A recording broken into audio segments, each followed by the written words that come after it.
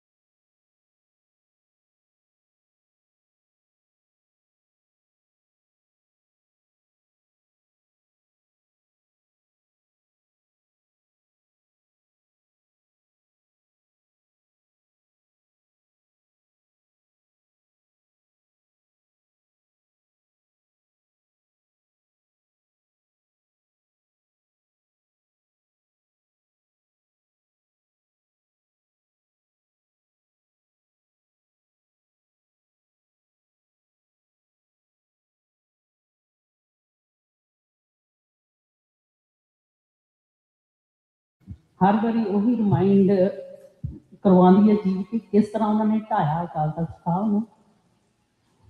मैं बोल नहीं सकती क्योंकि मैं जो भी अपनी बेटी को देखती हाँ मैंने वो 84 और संतां के भी दर्शन किए आ 1980 के संतां के भी दर्शन किए। हर वेले इदा ही फील होंदा है कि असीं बिल्कुल उन्होंने चरणों च ही हाँ। तो और ये बेटी मेरी है, बेटी मैनू 1984 की उन्होंने शहीदों की जो भी कुछ होया उसकी हमेशा एक कह लो कि यादगार आ। और बस मैं ज़्यादा बोल नहीं सकती। वाहिगुरू जी का Khalsa. So, a lot of us are sitting here, we were born after Chirasi, right? Or, we were born in a different country, we weren't there. But the reality is that there's still people that sit among us who have seen firsthand what happened during that time. So when Masiji was talking, she mentioned a lot about sight, right? The things that we see. She said the word darshan, which is such a loaded word for a Sikh, right? The idea of darshan, right? Going to Gurdwara Sahib, seeing Guru Granth Sahib Ji Maharaj, right? This idea of sight is so important. And that's why in the beginning I was talking about the pictures of the Shaheed and why it's so important that the things we are constantly seeing. I mean, Gurbani talks about this a lot. I don't remember the exact line, but the things that we put into our body, the things that we see with our eyes, the words that we speak, the five senses are so important. And now Masiji saw it firsthand. She doesn't have to imagine like we do. And that memory sits with her.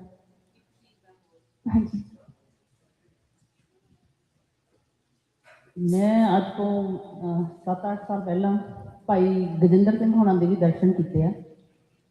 2 बार उन्होंने भी मिली पाकिस्तान जो उन्होंने नाल बैठ के जो भी अनुभव किया काफ़ी डिस्कस किया वो भी शायद मेरी जिंदगी का एक अहम हिस्सा है कि मैं सिख परिवार के विच जन्म लिया और इन्हां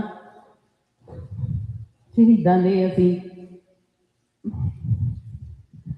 दर्शन किए आ मेरे हसबैंड ने भी और असी भी काफ़ी टाइम असी उन्होंने मैं सारिया बुक्स भी देखिया उन्होंने रूम के जो जिस तरह उन्होंने शीशे के फ्रेम के सारा सजाया होया सीगा। लास्ट टाइम जो उन्होंने मिले हाँ उस टाइम भी पूरी चढ़ती कला च थे इदा का कभी लग्या नहीं है गलबात करके। मैं उन्होंने यही कहा भी असी भाई साहब की थोड़ी कुरबानी को कभी भी रही दुनिया तक आप भुला नहीं सकते है। पर हुण भी फील इदा ही होंदा है कि मैं भाई साहब होना के लिए उस टाइम एक इतों वाच लैके गई सी जांदियां उन्होंने कहते थे बेटा मेरे हाथ से तू आप ही पहना। तो वो फीलिंग अज भी फील होंदी है कि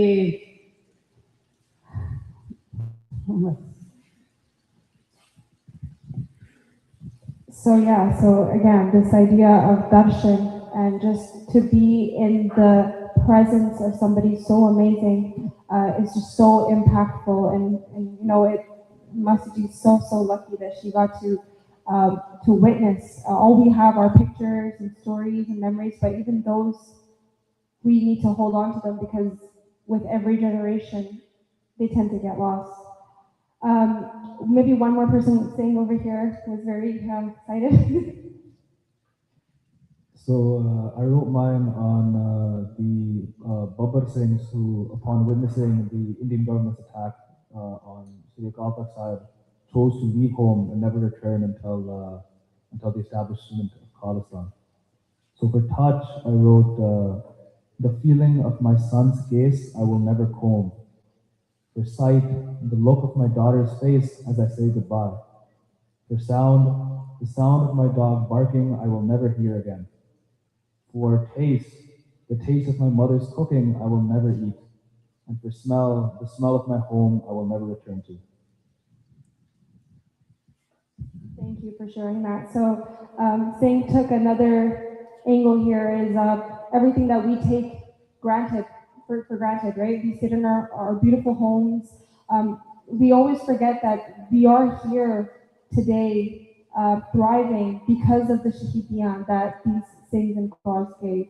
And Singh beautifully expressed in his writing how these Singhs gave up all these worldly pleasures and gave up their lives for us. So if we forget them, if we let their memories be and their shahidiyan be forgotten, then we're doing a disservice to them. Thank you so much for sharing. Um, so that was that. We're gonna do two more activities and then we're gonna do Swapti here. Okay, so I see Harleen Gaur smiling because she's done this with me before. This is called a 1 minute free write activity. And what this is when we sit down to write, when we put pen to paper, scientifically or psychologically speaking, what happens is when you're trying to think about something, your logical part, I forget if it's left or right brain, but whichever brain is inside is responsible for logic, it kicks in. So psychologists have developed some activities that you can do to actually help the creative part of your brain kick in. So this is where this activity, the 1 minute free write, comes in. So how it works is, I'm gonna set a timer for 1 minute. I'm gonna give you a prompt, okay? The idea here is to not think too deeply. Is when you see that prompt come up on the slide, immediately whatever your brain goes to, it can be related to Jadasi, it can be related to Sikhi, it could be something completely off base, it doesn't matter. Wherever your brain goes, you keep writing. And the goal is that your pen does not leave the paper. You just keep writing. You don't care about how neat your writing is. You don't care about grammar. You're just writing. It's called a stream of consciousness. It's where your brain goes. You write one thing, then your brain goes to another place. And some people end up with a whole page of writing in 1 minute. Some people who have a hard time letting go and they can't, let themselves go, only end up with a couple lines. No judgment, whatever your process is. But this is the activity that we're going to do today. This is what I do actually when I want to sit down and write about something specific. Does anybody have any questions or would they like me to explain? Everybody knows what to do? Okay. So what I'm going to do is I'm going to get the timer ready. And then I'm going to flash the prompt for 5 seconds and then I'm going to start the timer. When I say pens down, you have to put your pens down. Okay? So pick up your pens. I got my timer ready here. I'm going to flash the prompt for a couple seconds and then I'll say go.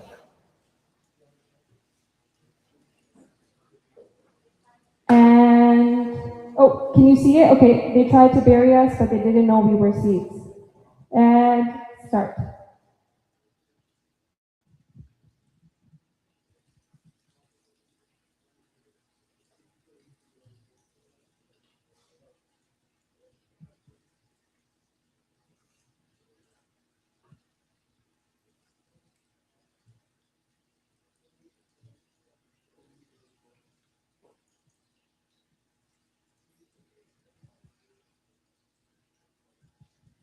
We're already halfway, 30 seconds left.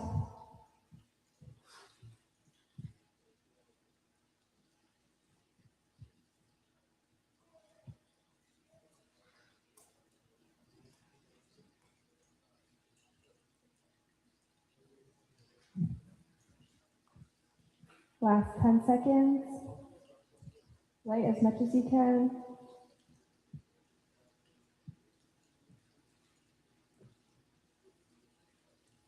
And pens down. Okay. Raise your hands if you feel like you wrote a lot. No? Interesting. Okay. Raise your hands if you thought, if you ended up writing something significant. Yeah? Okay. This activity, excuse me, this activity, some people love it. Some people are like, wow, I wrote something that I didn't even know I could write. But the purpose of this activity is not to use it to write a poem. The purpose of this activity is to kind of get your brain warmed up. What I do sometimes is if I end up with a lot of writing, I actually take phrases out of that about what I've written. Is there anybody who would like to share like what they wrote about? You don't have to read out what you wrote, but like what topic did you end up writing about? Is there anybody that wants to share?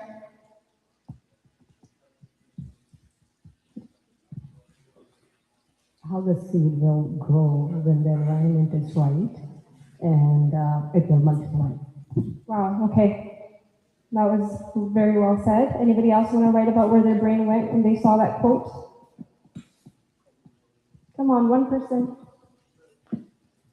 Over here, I'm going to pick on somebody here. Not you, I already picked on you. Anybody, just, you don't have to share what you wrote, but just where did your mind go?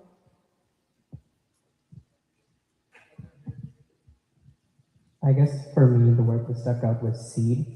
And for me, I feel like I have to just read what I wrote at the thing. I wrote, seeds need the perfect conditions to grow.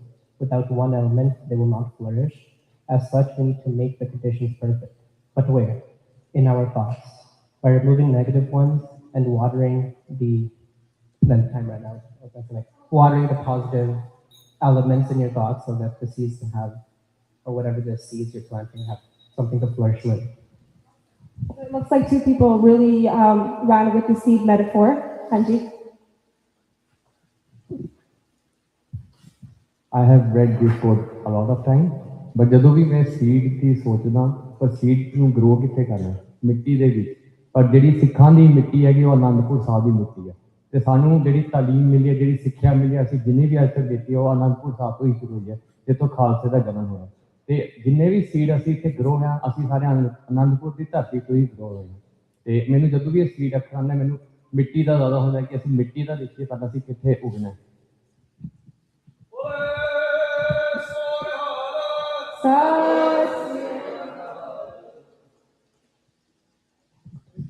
So Singh over here saw that phrase and he was transported to Anandapur Sahib. So this just goes to show you, how different we are as individuals and how the way that we think, the way that we experience everything is so diverse and different. I mean, we just heard from 3 different people. They were all talking about seeds, but they were talking about them in different ways. That's also a lesson about the bump and how we're always arguing with each other. Their mariada is different than mine. They wear different color than mine. They're this Jathibandi, I'm this Jathibandi. But the reality is, even within Jathibandi, everybody thinks so different.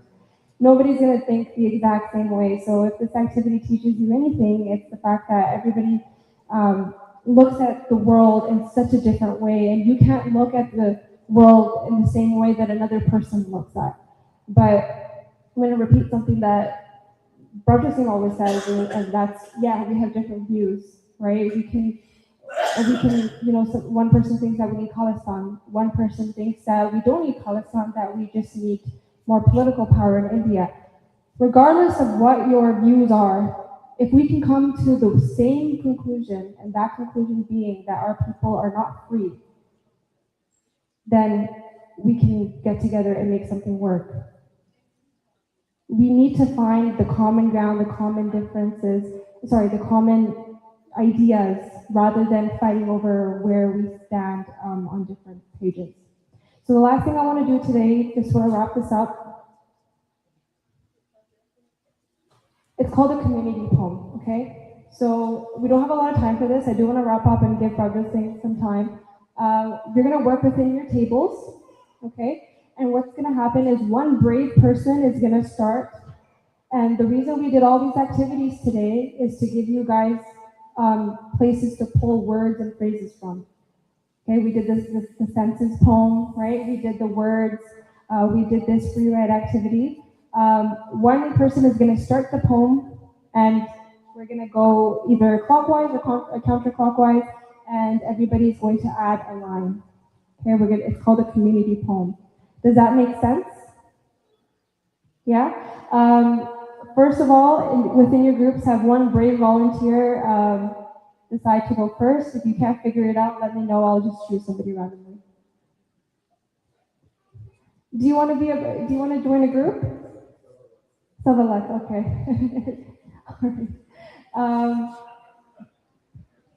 When you guys have chosen your person, can the person please just put their hands up? Do we have a person here? Okay, thank you. Who's our first person here? Okay, perfect. All right, who do we have here? Awesome. Okay. Do we have a first person here? You just have the one?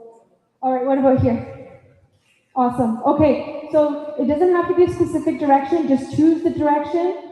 We're not going to have too long for this activity. People usually are begging me for more time. I think let's just keep it to 5 to 7 minutes. But yeah, let's start. Start writing your poems. Don't crowd the person writing too much. Give them some space. Looking for you. And I'll come around and just check in.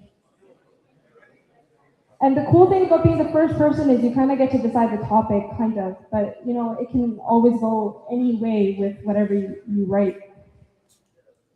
And there's no really set topic. Just think about everything that we've talked about today, some ideas. You have to kind of make it like cohesive, so like it has to flow with whatever she writes. No. So you don't say to her, "Oh, this is my line. I need you to write this way." She writes whatever she wants, and then you gotta compliment what she writes. Yeah. She'll show it to you. Yeah. Some things we talked about today. In the past, I've had people write a poem to a Shaheed Singh, writing a letter to a Shaheed Singh. You could write about the sights, the sounds at Darbar Sahib during Chirasi, the attack.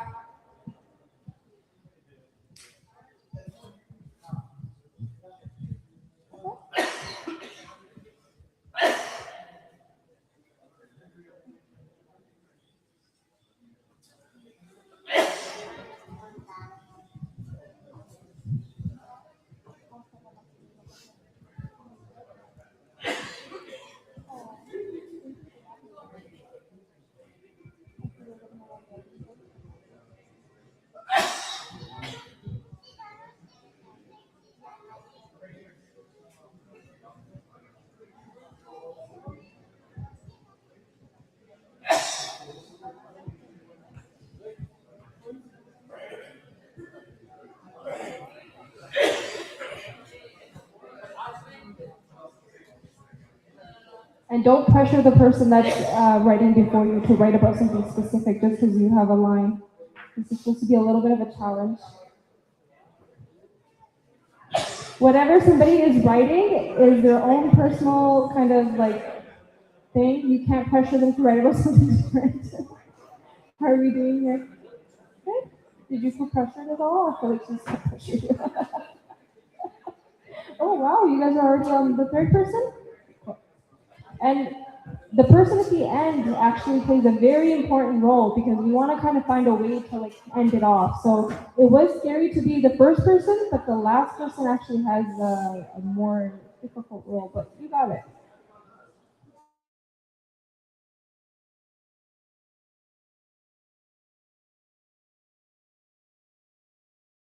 Oh, yeah. No, it's okay. Yeah, you guys can brainstorm together. It's okay. Oh, you already got one line. Okay. Good progress. Good progress. How are we doing here? Good? Yeah? Good.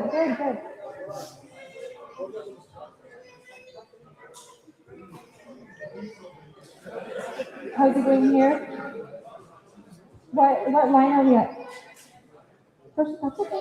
Okay, second one. Okay.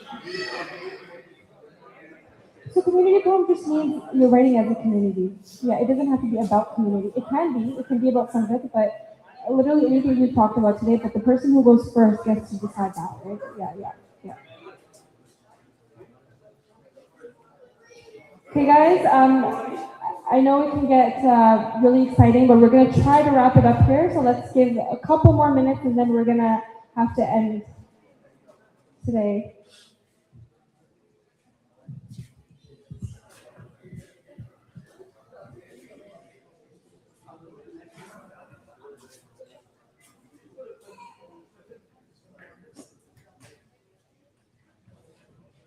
Just a big thing to that.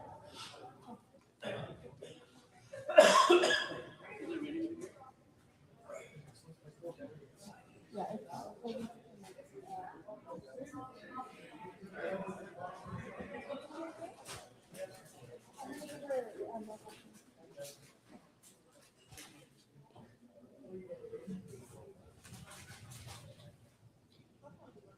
Okay, I'm gonna actually set myself a timer because then I feel bad and I keep increasing the time. So I'm gonna set a timer for 2 minutes. 3 minutes, okay. Okay. 3 minutes. It started. You can't blame me when I say time's up because we have to be within time, okay? So 3 minutes. Uh, this is good practice for if you're ever, under a strict deadline. See, that's the thing about Punjabi Sikhs, right? Like, we don't really do good with timing, and so I'm trying to get everyone better at timing. So we have 2.5 minutes left.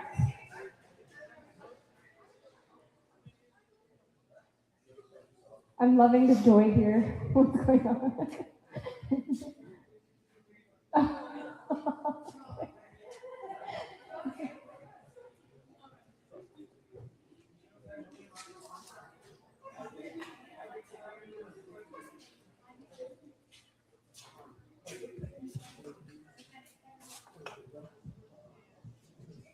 Okay, we're at 2 minutes.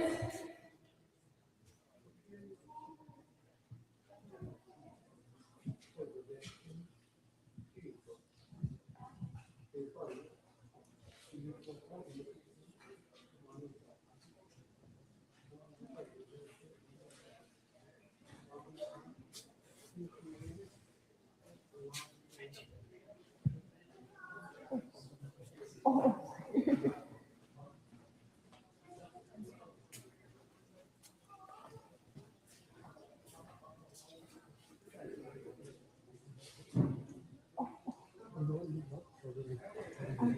Oh, you know what? I'm gonna end up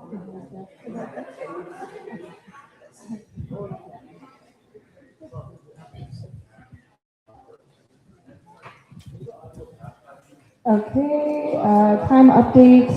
We have 1 minute left. 1 minute warning.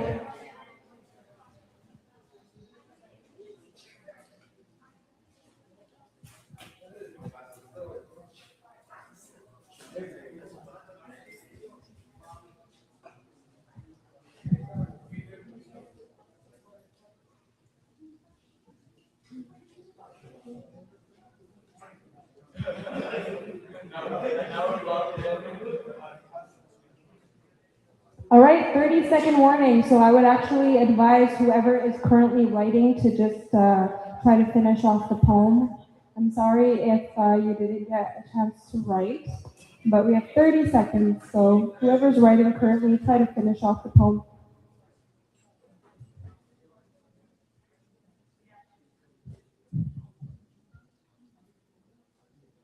Great. 10, 9, 8, 3, 2, 1. Okay, pen's down. All right. This is obviously coming, but I need one group to share. One brave person to share their group's poem. Okay, he was the first hand that I saw. I'm going to give you the mic here. Can everybody please give their undivided attention over here? Thank you.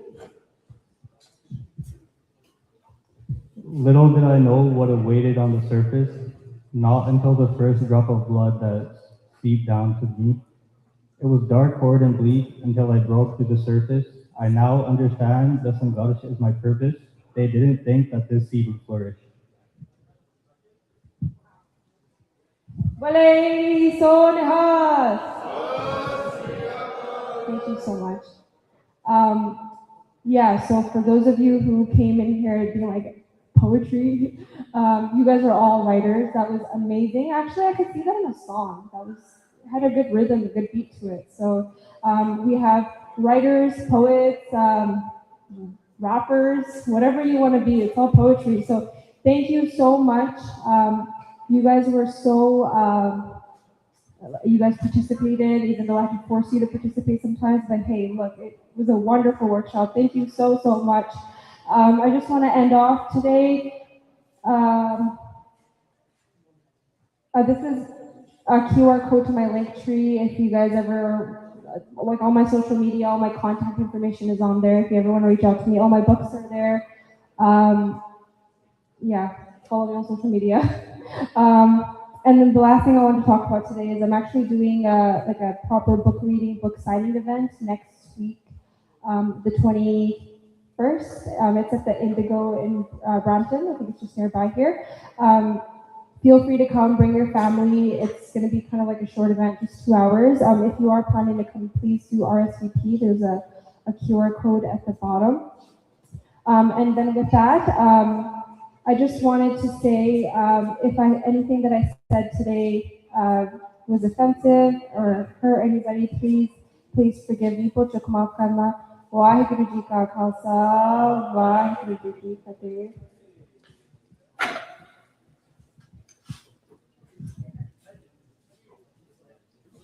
I want to say a big thank you from Harman Kaur Usguru Bikara. Bole so nihal. Thank you so much again. It was a great workshop. I hope everyone learned a little bit more about just themselves and what they can write, what you guys are capable of. I hope some of you guys were surprised. So, as I return, we shift our focus now to the urgency of the present. So, we are all, as youth, are responsible and have a role in this Sangharsh, whether we want to or not. What reminds me the most during my seva in this Sangharsh, reminds me about my role and the role of the other youth, is that in November 84, after the assassination of the Prime Minister, when they were going around in Delhi and in Punjab as well, they were going around with lists killing Sikhs and killing Sikh household businesses, they didn't look only at, the root of a Sikh, what they might have said, if they were even, Sikh or not Sikh, or if they even had a role play in Sangharsh. Sometimes all they saw was the shadow, a tan line of a kada on your arm. They could have hated Palestine. They could have not, considered themselves not political or not part of the Sangharsh. But whether we like it or not, we're always going to have a role. We're always going to have a responsibility to play in the Sangharsh because we are Sikh. And that's what it comes down to, that no matter what, it's always our responsibility. A quote that I think about a lot is from Bhai Singh Gotaguru about Amritpal Singh. He mentioned that Sikhs in India, in Punjab, are like shads, they're like tigers in the jungle. Whereas Sikhs in the West, us here, are kind of like shads or tigers in a circus. We're still Sikhs and we still carry the responsibility of our custodians of this new. And we'll have the responsibility no matter what. It's about what situations we put ourselves in, and the sooner we're able to identify that. So that leads greatly with the next session that we have with Dr. Prabhdev Singh. So our next guest speaker is Dr. Prabhdev Singh. He earned his doctorate in educational leadership in 2020 and currently serves as an educator in the Bay Area. With this role in education, he's also an activist who has spoken internationally at seminars and workshops on Sikh political affairs, Sikh sovereignty, and Khalistan. He's dedicated to raising awareness about the necessity of Sikh liberation and regularly delivers talks on India's repression of Sikh political aspirations. You guys might know the page Free Punjab, so Free 5 AD on Instagram. He actually does that seva. He does his activist work through the Free Punjab page on social media and has provided greater access to important conflict developments in Punjab for the global Sikh community, in particular the younger generation of Sikh diaspora, so the youth.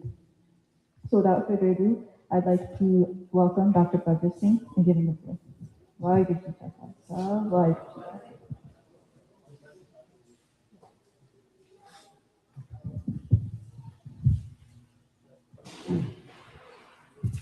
Waheguru ji ਕਾ ਖਾਲਸਾ ਵਾਹਿਗੁਰੂ ਜੀ ਕੀ ਫਤਿਹ ਸਾਰਿਆਂ ਦਾ ਬਹੁਤ ਬਹੁਤ ਧੰਨਵਾਦ ਆਉਣ ਦਾ It's very important information that we're discussing today and I hope we can take something away from our time here today. So part of what I want to start off with is we talk about 1984 or we talk about Vaisakhi or we talk about anything in the past, and the fact is today, we are creating history. Today, we are creating a past that our children will refer to in the same way that we talk about 1984 or 1955 or 1947. So we are creating history as we exist. The Shaheeds on the back wall right here were all killed by the Indian state in the past 5 to 10 years. So though even during their time they were remembering 1984 and the Kharagpur Shaheeds, they then became a part of history. So it's very important that we understand कि लड़ाई वही है. And I mentioned that further on in this presentation is Guru Gobind Singh Ji ne sanu jehड़ा सवाल 1699 में पूछा सीगा कि सिर देण नूं कौन तैयार आ. That is the same question that our Guru is asking of us today. Who is prepared to give their head for the Sangharsh for the Panth? And so it's very important to remember that history is not just something in the past. History is something we are going to create, and history is going to shape our future. So we begin from Guru Arjan Dev Ji. The truth that Guru Arjan Dev Ji spoke was something that made a lot of empires fearful, including the Mughal Empire.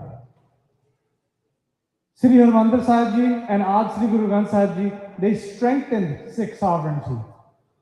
They established within the world that Sikhs have their own identity, Sikhs are their own people, and they have their own system of governance. The Mughal state feared this type of thought.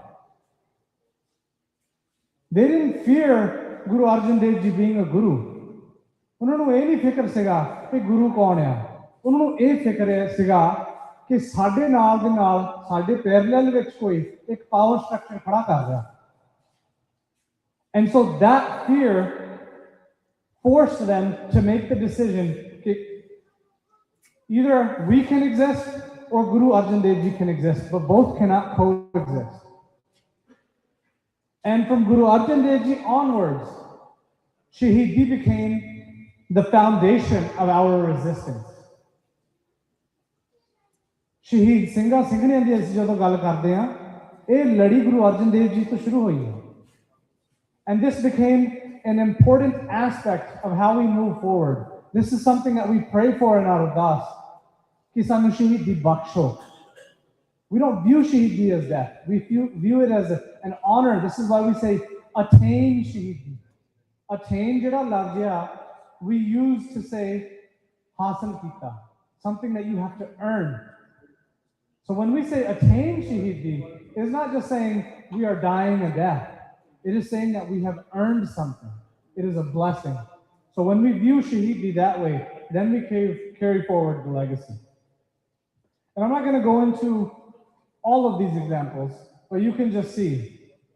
Starting from Guru Arjan Dev Ji, on to Guru Tegh Bahadur Ji, and so many incidents in between, so many battles, so many Shahidiyan that were given in between these years. From the Shaheed the Chote Sahibzade to Bhai Mani Singh, to Bhai Taru Singh Ji, to the Chota Kalukara, Vadda Kalukara. And I have Gurbakh Singh Nihang circled here for a specific reason, and we'll get into that.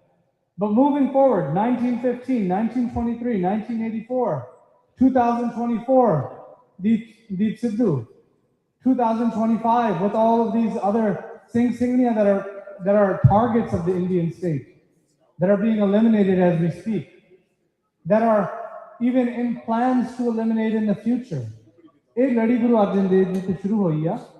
And we are moving forward. We are honoring that legacy. We are remembering our history, but we are also creating history. And so it's important to remember the present. It's important to remember that 84 ਦਾ ਘੱਲੂਘਾਰਾ ਤੇ ਸਾਡੀ ਨਸਲ ਕੁਸ਼ੀ ਜਿਹੜੀ 84 ਚ ਹੋਈ ਸੀ, ਨਾ ਉੱਥੇ ਸ਼ੁਰੂ ਹੋਈ ਆ ਤੇ ਨਾ ਉੱਥੇ ਮੁੱਕੀ ਸੀ. This is an ongoing genocide. Whether we look at it through the water diversion or the drug epidemic, ਜਿਹੜੀ ਵੀ ਆਵਾਜ਼ ਪੰਜਾਬ ਦੇ ਹੱਕ ਵਿੱਚ ਬੋਲਦੀ ਆ, ਉਹ ਜੇਲ੍ਹ 'ਚ ਜਾਂਦੀ ਆ ਜਾਂ ਮਾਰੀ ਜਾਂਦੀ ਆ. So this is an important part of our ongoing genocide. So I'll talk about Gurbakh Singh Nihang really quick, because this sawal hale tak bhi uth raha, unfortunately, is that why was Sant Ji inside Darbar Sahib? So much could have been avoided if Sant Ji was not in Darbar Sahib. And so I will refer to this example to say that Sant Ji didn't do anything new. Sant Ji did simply what has been done in our history for centuries. So Baba Gurbakh Singh Ji and 29 Singhs stayed to defend Darbar Sahib in 1764 against Ahmad Shah Durrani's army. This was Ahmad Shah Durrani's 7th invasion of the region. They knew from a military standpoint कि ਅਸੀਂ ਇੱਥੇ 30 ਜਾਣੇ ਆ ਉਹਨਾਂ ਦੀਆਂ ਫੌਜਾਂ ਸਾਡੇ ਤੇ ਚੜ ਕੇ ਆ ਰਹੀਆਂ. Survival is not an option. The larger ਜਿਹੜੇ ਬਾਕੀ ਦੇ ਸਿੰਘ ਸਿੰਘਣੀਆਂ ਸੀਗੇ ਉਹ ਕਹਿੰਦੇ we are going to retreat into the jungles so we can strategically attack and so we can strategically counterattack what we are facing. But Gurbakh Singh Ji Nahang and 29 other Singhs were nominated to stay there. They volunteered to stay there, knowing that they were never going to see the other 6 again. They knew that this was going to be our last stand. Now, ਇਹ ਵੀ ਹੋ ਸਕਦਾ ਸੀਗਾ ਜੇ ਗੁਰਬਖਸ਼ ਸਿੰਘ ਜੀ ਤੇ ਬਾਕੀ ਦੇ ਸਿੰਘ ਨਾ ਹੁੰਦੇ ਉੱਥੇ ਕਿ ਜਿਹੜਾ ਵੀ because after they attacked they desecrated the structure similar to how India did. They threw animal carcasses in the Sarovar. They basically committed sacrilege to the greatest extent that they could. ਹੋ ਸਕਦਾ ਸੀਗਾ ਜੇ ਗੁਰਬਖਸ਼ ਸਿੰਘ ਜੀ ਤੇ ਉਹ 29 ਸਿੰਘ ਨਾ ਹੁੰਦੇ that whole attack could have been avoided and they would have simply skipped over the Darbar Sahib and tried to find Singh Singhania where they were. But this was symbolic. What Gurbakh Singh Ji did was symbolic to say ਆਹ ਜਿਹੜੀਆਂ ਇਮਾਰਤਾਂ ਇੱਟਾਂ ਸੋਨਾ ਜਿਹੜਾ ਇਹ ਤਾਂ ਮੁੜ ਕੇ ਲੱਗ ਸਕਦਾ. We can replace this. ਪਰ ਸਾਡੇ ਜਿਹੜੇ ਸਿਧਾਂਤ ਆ ਉਹਨਾਂ ਨੂੰ ਨਹੀਂ ਅਸੀਂ ਨਾ ਅਸੀਂ ਕੰਪਰੋਮਾਈਜ਼ ਕਰ ਸਕਦੇ ਤੇ ਨਾ ਅਸੀਂ ਰਿਪਲੇਸ ਕਰ ਸਕਦੇ. We can't replace our principles. This gold, marble, all these structures, all these gurdware, this sarovar, these tiles, we can replace these. But the principle that we stand on cannot be replaced. That is why they stayed there. It was not a military victory. They fought till their last breath. And this sent a message far and wide that the Sikh Panth knew that they were going to be attacked, and yet they left Singhs back there to defend their place of worship from an incumbent attack. And this was a principle that could not be argued at that time and cannot be argued today.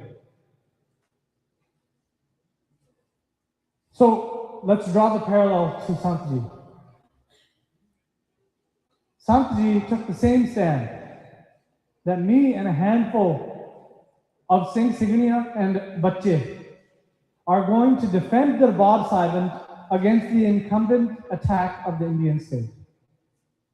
India was going to attack regardless. They were practicing the attack from 1982. They had coordinated drills from foreign agencies of how they were going to attack, where they were going to attack. On day 1 of the attack, Indian snipers could have shot Sant Ji. If that was truly their mission, they could have killed Sant Ji on day 1 as he delivered lectures on top of lectures. But they, on purpose, shot at a different area because they wanted to test ki Singha da reply kidda hunda. How prepared are they? Because they wanted to commit maximum casualties with as little damage to themselves as possible. And what they received was the opposite, but that's a separate discussion. What we're talking about is the example that Sant Ji was there only doing what Sikhs have done for centuries. This was not a cowardly motive. This was not Asita Shastrani Puja Karde. This is the extent to which we love weaponry. And it's a part of who we are. Now, the West may not understand this, and the Indian state may not understand this, and they push the propaganda, but this is again who we are. So this was not a deviation from our principles, from our morals. This was in line with it. From massacres to sovereignty. Chota Ka Lukara, 1746. Zakaria Khan and Yahya Khan launched a major campaign to hunt Sikhs in the forests and jungles of Punjab. Thousands of Sikhs were surrounded while traveling with families and supplies, and 7,000 Sikhs, which was a large population of the Sikhs at the time, were massacred on a single day. 1762, Vadda Ka Lukara.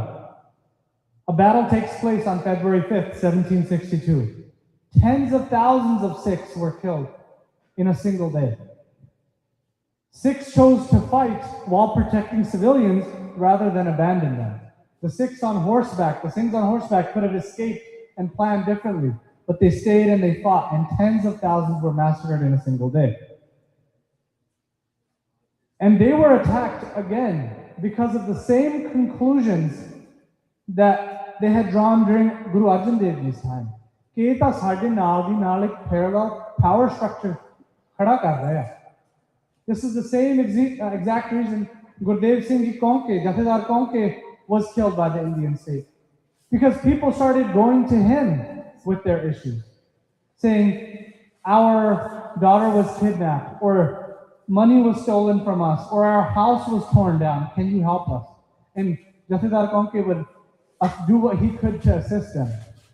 And the police saw that Sanu jehdiyan rishwataं mildiyan sigiyan, the amount that we received in bribes is now going down. This individual is creating a parallel power structure. And so we have to think psychologically how empires and states operate. They only operate when they themselves singularly are the system of governance. And the Padshahi that Guru Sahib has given us, the Gurbani that Guru Sahib has given us, the language that Guru Sahib has given us, has set us up to be sovereign and remain sovereign. And even though we talk about the 1984 genocide and the ongoing genocide, the fact that we're having these conversations and the fact that terms like sovereignty and Padshahi still exist within our dialogue means we remain that way. So we will always be a threat. We will remain a threat to empires, to governments who seek to commit genocide and atrocities. So, from the Chota Ka Lukara and the Vadda Ka Lukara, where thousands of our people were murdered on a single day, we recovered immediately. We organized into Misla. Then Maharaja Ranjit Singh set up his empire. Then we challenged the colonial powers that came. And from 1947 to now, we continue to be a challenge to the Indian state. And they tested this again in 2020 with the farmers' protest. And they received the same response that they have for centuries. So they had to divert. They had to change their strategy. And they've changed it since 1995. ਜਦੋਂ ਸਾਡੀ ਜਿਹੜੀ ਖਾੜਕੂ ਸੰਘਰਸ਼ ਦੀ ਸਮਾਪਤੀ 95 ਚ ਹੁੰਦੀ ਆ with our last Shaheed, they understood that these people are going to continue to fight. Even if there's one left with this thought process, that they are going to continue to fight. So we must change our strategy. We must drug them. We must change their thought process. We must fill their minds with propaganda. Make sure Punjab gareeb rahe, so that ਉਹਨਾਂ ਨੂੰ ਸੋਚਣ ਦੀ ਉਹ ਮੌਕਾ ਹੀ ਨਾ ਮਿਲੇ ਕਿ ਸਾਡੀ ਆਜ਼ਾਦੀ ਬਾਰੇ ਗੱਲ ਕਰਨੀ ਆ। ਉਹਨਾਂ ਨੂੰ ਇਹੀ ਚੱਕਰਾਂ 'ਚ ਪਾਈ ਰੱਖੋ ਕਿ ਅਸੀਂ ਰੋਟੀ ਕਿੱਦਾਂ ਖਵਾਉਣੀ ਆ ਆਪਣੇ ਪਰਿਵਾਰ ਨੂੰ। This is the exact reason that farmer suicides are such a big reason in Punjab, such a big epidemic in Punjab. This is the exact reason that drug proliferation is so rampant in Punjab. It's because this is a part of the ongoing genocide. But the point I wanted to make with this slide is, we've been through worse. As a Panth, we've been through worse. I would say now is dangerous for us simply because we are deviating and we have forgotten. That is why it's a dangerous time. However, again, we are having these conversations, and as long as this dialogue continues, That means at least there's some part of a flame that lives. Harman Kaur mentioned this as well. And I want to give you a few practical examples. Sikhs have no home. We are a homeless people. Canada is not our home. USA is not our home. Australia is not our home. Our home is only Punjab. That is our home. And our home will be Khalistan. That is a reality that we are continuing to fight towards. But what does it take for an entire nation to turn on someone with the appearance of a turban and a beard? A U-turn. Even though a week later, a white man made a U-turn that killed a family. But when a Sikh does it, it becomes an immigration issue. People are stabbed in the UK probably every hour. I mean, the amount of stabbings that happen in London is off the charts. It's one of the worst places. But when a Sikh does it, now regardless of who is right and wrong in that situation, that is again a different discussion. But when a turban and a beard does something, the entire population of people with turbans and beards and who come to Gurdwara and who have Nishan Sahib, they are now the attack, under attack. On the streets of New York, our elders are beaten for their appearance. Hate crimes have been rampant all across the world, specifically in the US. France had a turban ban. All these things are practical examples of we have no home. We can continue to say Canadian values are Sikh values, or American values are Sikh values, and we can massage it in many, many different ways. But the fact remains that the moment we make a political statement or do anything relatively visible to the public eye, we will be targets. And these are all ramifications of having no home. So we continue to fight. And these are conversations that are also important. So this is Gaza.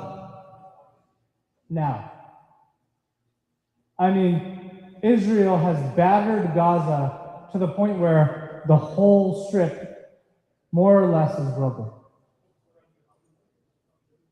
Atrocities are happening all over the world. Now, as Sikhs, do we stand with them? Yes. Are we capable of doing anything? No. And this is the point that I make consistently. As we can stand with all these oppressed people of the world,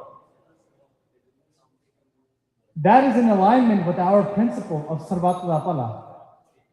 That is a principle that we stand with. But think, just by saying free Palestine, are we giving them a lip service? Are we telling them, yes, me with the turban and beard, I stand with your cause? Sikhs have never been about formalities. Sikhs have been about change. Sikhs have been about meaningful change. So wouldn't truly standing only be meaningful if we could assist above and beyond our thoughts and prayers? When they're battering Gaza or when they're committing genocides, different governments all over the world, and we say, yes, we stand with you. Yes, we have spoken those words, but are we able to do anything about that? And the answer is no. Aside from a lip service, aside from going to a protest and showing solidarity, we have no capability, not only for ourselves, but to stand with anyone oppressed in the world. So in principle, yes, we stand with oppressed people. But practically, we can do nothing about it. And this is another important aspect. A homeland, Khalistan, is as much about Sarvat Pala as it is for a homeland just for Sikhs.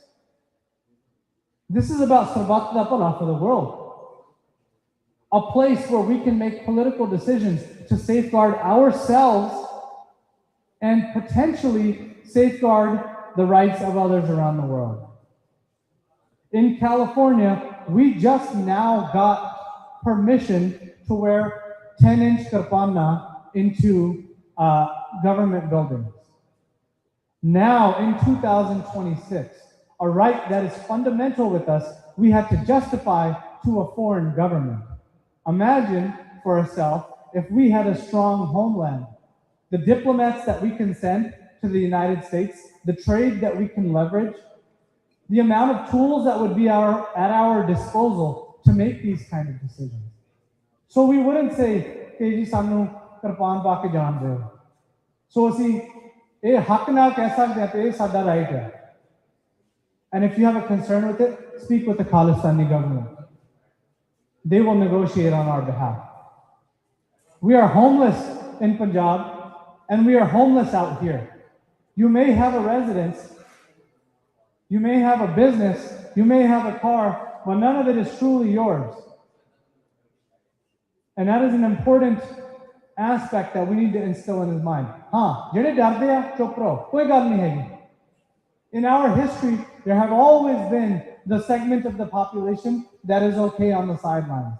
And this is not a knock on them. This is not a knock on anyone. ਪਰ ਜਿਹੜੇ ਇਸ ਰਾਹ ਤੇ ਤੁਰੇ ਹੋ ਆ, ਡਟ ਕੇ ਤੁਰੋ ਤੇ ਬਾਕੀ ਦੇ ਜਿਹੜੇ ਆ ਲੱਤਾਂ ਨਾ ਖਿੱਚੋ. That's the only responsibility.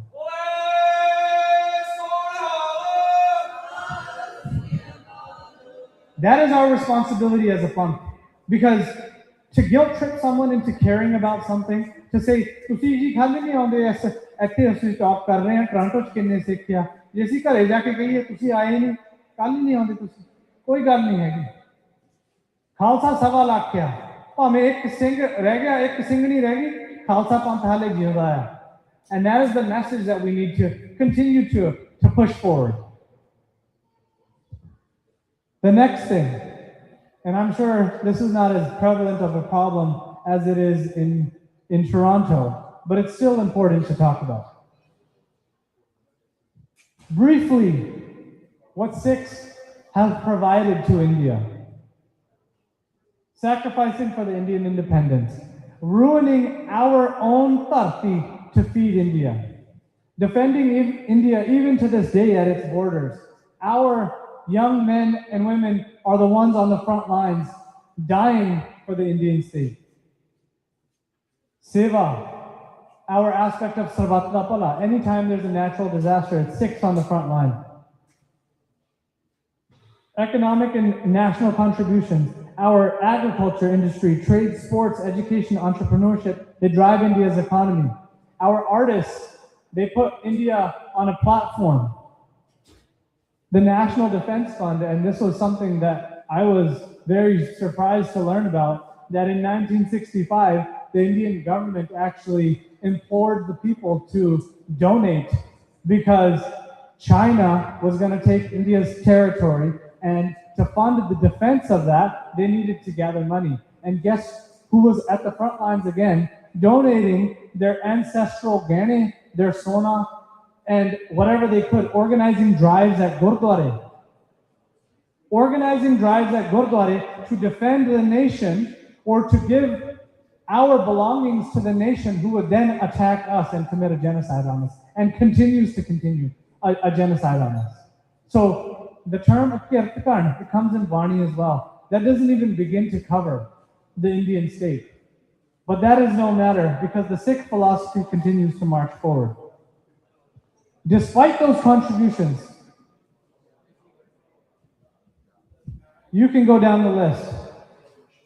From the Punjabi Suba movement, where they were storming Darbar Sahib to stop the Punjabi Suba movement, to 1982, when they were fighting back against the Dharam Yudh Morcha, to the Battle of Amritsar, to Operation Woodrose, 1984 Sikh pogroms, the disappearance of Jaswant Singh Khalada, foreign assassinations, bombing planes to malign our movement, bombing Air India flights to malign the Sikh cause, committing Bedwi.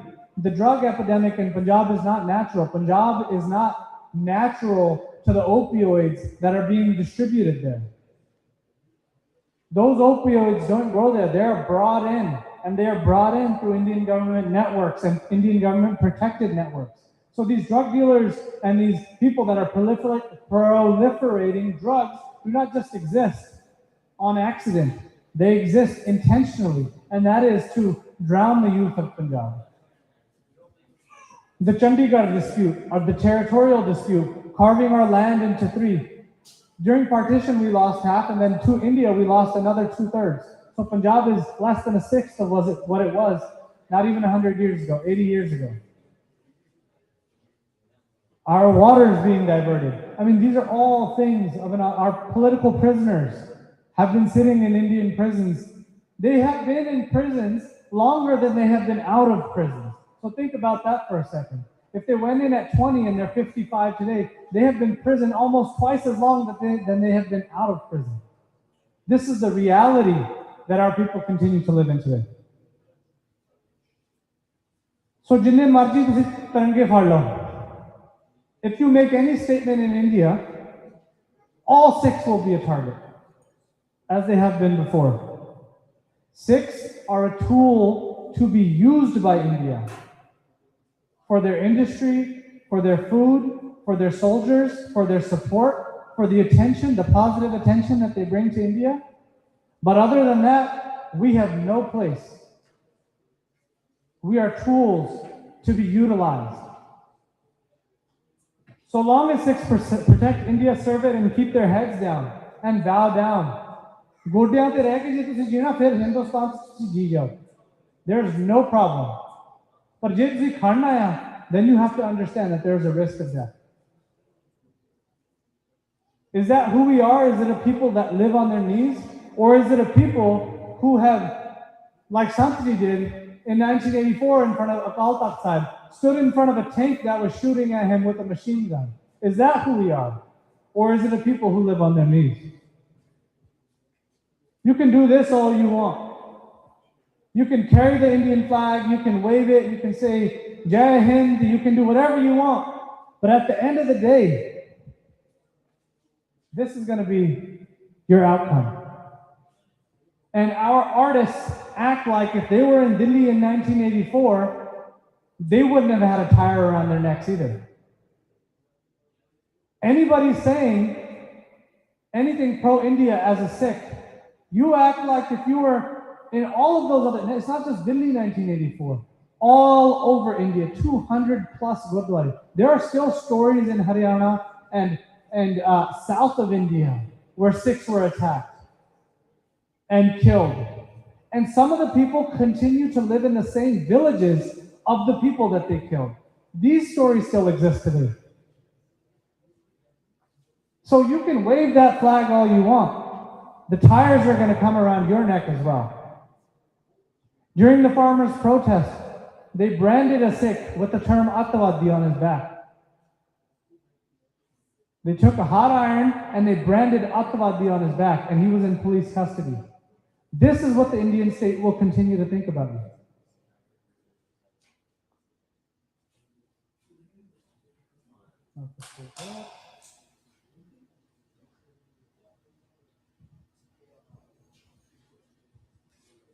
I think it's just not loaded or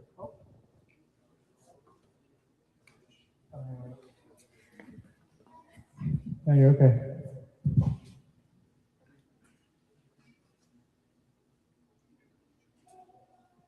I'm gonna see if these videos work because they're kind of important. Is it a Wi-Fi thing?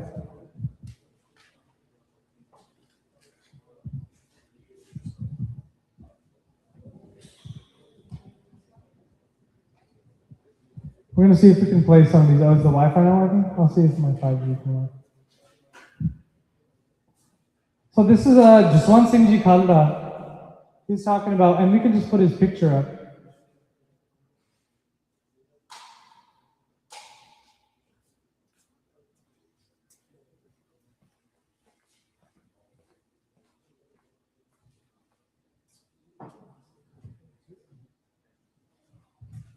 ਸੱਤ ਜਰਨੈਲ ਸਿੰਘ ਭਿੰਡਰਾਂਵਾਲਾ ਇਸ ਸਦੀ ਦੇ ਵਿੱਚ ਉਹਨਾਂ ਹੀ ਕੌਮੀ ਵੀਰੋ ਜਿਹੜੇ ਹੋਏ ਨੇ ਉਹਨਾਂ ਦੀ ਲੜੀਸ਼ ਹੈ ਤੇ ਮੇਰੇ ਖਿਆਲ 'ਚ ਉਹਨਾਂ ਨੇ ਸਾਨੂੰ ਜਾਗਰਤ ਕਰਨ ਲਈ ਜੋ ਕੁਝ ਕੀਤਾ ਇਤਿਹਾਸ Oh, okay. Okay. So there's a couple of videos.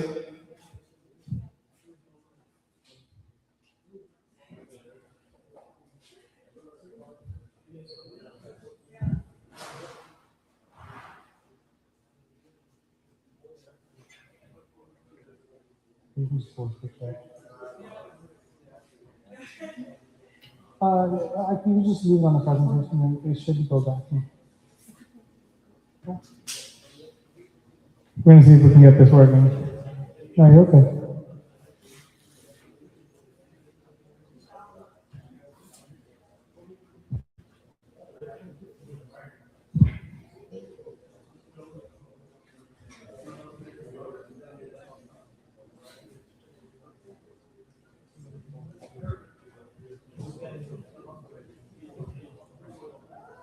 Okay.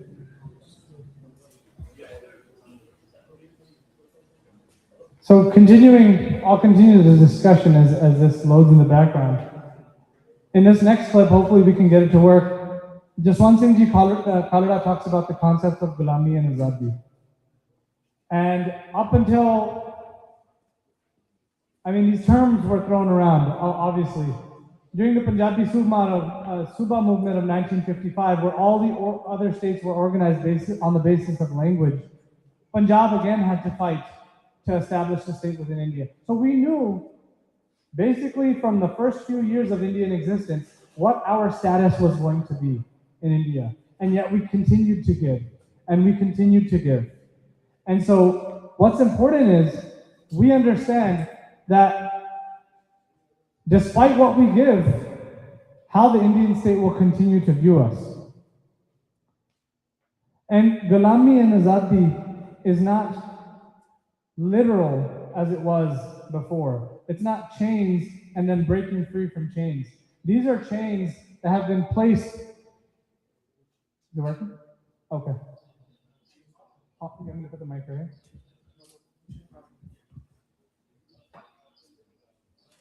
I can just put it here. That's what.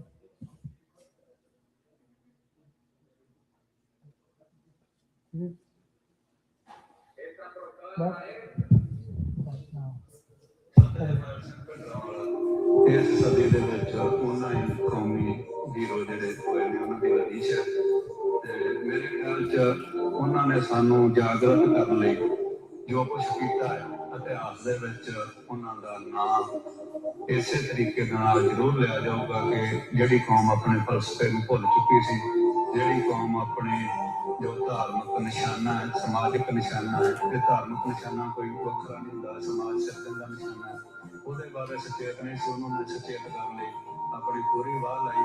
ਇਹਦੀ ਵੱਡੀ ਗੱਲ ਜਿਹੜੀ ਜਦੋਂ ਮੈਂ ਸ਼ੁਰੂ ਹੋਈ ਸੰਤਾਂ ਨੇ ਕੀਤੀ ਸੀ, ਸੰਤ ਜਰਨੈਲ ਸਿੰਘ ਜੀ ਖਾਲਸਾ ਪਿੰਡਰਾਂ ਵਾਲਿਆਂ ਨੇ, ਕਿ ਅਸੀਂ ਗੁਲਾਮ ਹਾਂ ਤੇ ਇਹਦੇ ਵਿੱਚ ਸਾਰੇ ਨਿਕਲਦੇ ਸੀ ਕਿ ਅਸੀਂ ਆਜ਼ਾਦ ਹੋਣਾ ਚਾਹੁੰਦੇ, ਚਾਹੇ ਨੂੰ ਕੁਛ ਵੀ ਨਹੀਂ ਸੀ ਆਖਿਆ। ਤੇ ਮੇਰੇ ਖਿਆਲ 'ਚ ਉਹਨਾਂ ਦੀ ਕੁਰਬਾਨੀ ਸਿੱਖਾਂ ਦੇ ਭਾਰਤ ਨਾਲ ਸੰਬੰਧਾਂ ਨੂੰ ਮੁੜ ਪਰਿਭਾਸ਼ਿਤ ਕਰਨ ਵਾਸਤੇ ਅੱਜ ਬਹੁਤ ਹੀ ਕਾਰਗਰ ਸਾਬਤ ਹੋਈ ਹੈ ਤੇ ਕਈ ਭਰਮ ਭੁਲੇਖੇ ਦੂਰ ਕਰਨ ਲਈ ਉਹਨਾਂ ਦੀ ਸ਼ਹਾਦਤ ਕੌਮ ਦੇ ਕੰਮ ਆਈ ਹੈ। ਉਹਨਾਂ ਦਾ ਨਾਮ ਇਤਿਹਾਸ ਦੇ ਵਿੱਚ ਵਿਸ਼ੇਸ਼ ਮਹੱਤਵ ਰੱਖੇ। And so, when we have such a non-controversial person in today's society for his work on human rights, these individuals were saying the same things that we're saying today. We have elementary schools named after Jaswant Singh Ji Khalida now. We have movies being made about them. They were unapologetically pro-Palestine. And erasing that part of their identity is a disservice not only to them, but then you're being dishonest. Sikhs should never apologize for seeking sovereignty after enduring massacres, repression, and repeated attempts to break the spirit of the Panth. The Mughals and the Indians understood that to break Sikhs, you need to attack their seat of temporal authority. And this is a reason why all of these attacks again are directed toward the Vasa. And Indira Gandhi had that same doubt, that if I attack this and I reduce it to rubble, they will be too scared or too broken to speak back up. But then what came after that was 10 years of armed struggle. 10 years, which is a long time to continue any type of guerrilla warfare. Because when you have a people unafraid to lay their lives down, it's very hard to fight against them. And this is a lesson that India did learn then and will continue to learn in the near future. The Sikh tradition itself was founded on freedom, dignity, and self-rule from Guru Hargobind Ji to Guru Gobind Singh Ji and the creation of the Khalsa. And despite all of the sacrifices in defending and feeding the Indian nation, Sikhs have repeatedly had to justify their identity, pain, and aspirations. Sikh history honors principles over fear. For the Panth, sovereignty has always meant living with dignity, independence, and spiritual freedom. And whether that is Bhagi or whether that is Badshah, the two are identical. As long as our principles are not compromised, the two are one and the same. And today, we are in the Bhagi phase. But as long as our principles do not falter and they do not waver, we are continuing the same fight that Guru Arjan Dev Ji fought and our Shaheeds have fought. Esta proclama es patria o muerte.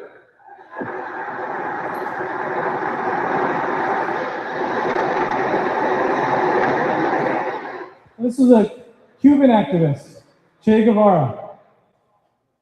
We are sometimes afraid to say Khalistan in public spaces. And I put this video up here as an example that Che Guevara in 1964 went to a United Nations General Assembly and said, homeland or death. These are not foreign concepts. Patria o muerte. Patria is a homeland or muerte is death. It's one of the two. And he said this in the United Nations General Assembly. So the fact that we are afraid or see it as controversial is a miscalculation on our part. It is a part of this deep web of propaganda that the Indian state has placed on our terminology through false flag operations, through all types of different things. This is put on Sant Janel Singh and the Shaheeds of that time, that they killed a few hundred Hindus off of buses. They pulled them off buses and they killed them. Think to yourself, an Indian state who can kill thousands upon thousands of Sikhs, who can take their bodies, slice them in half so that they sink when they are put in the river. An Indian state who can kill Sikhs and have burial grounds or cremation grounds where thousands of people are cremated. Do you think it was a challenge for them to take a few hundred people off of a bus and kill them to malign a movement? That's one way we need to think about it. So many false flag operations have happened. Anytime there's going to be a Khalistan referendum, there's a mandir nearby that is vandalized by Khalistanis. This is an established pattern. This happened in Australia, it happened in the Bay Area, happened in Toronto, happened in Surrey. We're sitting in 2026, there's no referendum coming. Why isn't a mandir being vandalized now? This is all tools so the Indian state has pieces of propaganda to then disperse within their population. And these have been happening to us since the 80s, since before the 80s. I'll play this one more time. Oh, man. Esta proclama es patria o muerte.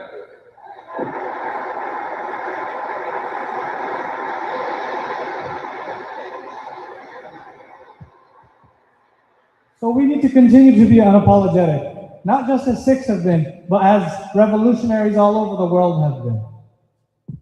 Now we have a few quotes, and this is kind of our interactive activity. So your table, if you guys can create a consensus, are you able to see these? You're able to see them?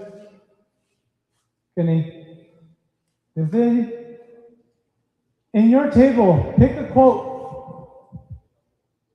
because I'm going to ask you what it means to you after. For me, all of these were pertinent. But if you in your table, I'm going to give, it's 4:56.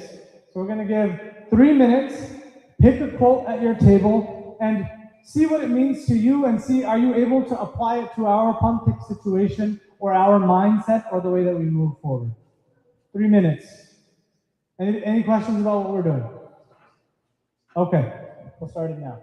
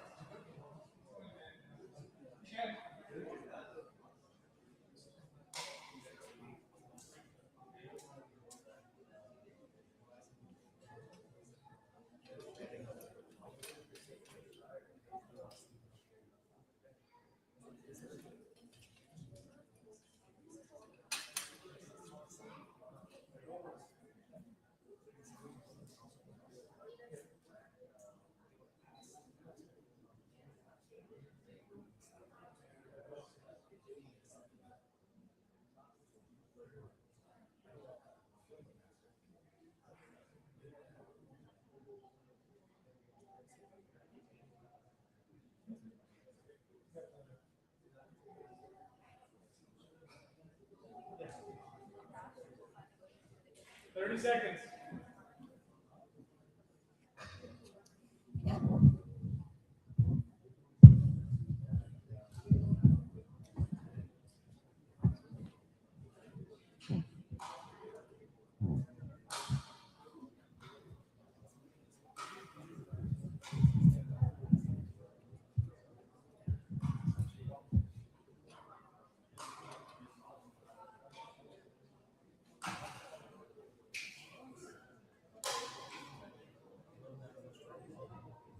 And time. All right. Can you get that light on? Awesome. Okay. I can't really see now. Is there any quotes that stuck out to folks? Any quotes from the list that stuck out to you and what they mean to you? Hanji. So from our table, we had two different interpretations of the third quote. So I'll read it out loud. The herd has no desire to destroy the master who holds the whip. The whole herd only wants a new master who will finally whip the people they hate. And the first interpretation was those individuals who call themselves sick, yet they continuously align with hate groups oriented towards certain groups of people. Like an example might be individuals like Harbin Singh Kapoor, who are known to, in the UK, align with white hate groups. In a sense, they don't want to destroy the master that's been constantly whipping them over and over again, the Indian government, but they want a new master who will whip the people that they hate. The second interpretation was that the herd, or in a sense, the Sadhu Sangha, has no desire to destroy the master who holds the whip, yet what they desire most is a master who will whip the people they hate. So not just our current leaders who hold these positions of power, but leaders who are willing to act upon these positions, to commit these actions for the betterment of the Panth, not just hold on to these leaderships. Anybody else? Any other quotes that stuck out?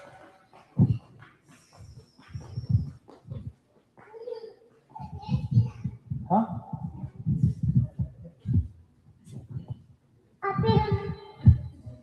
Okay, so I'll go through why I put them in here.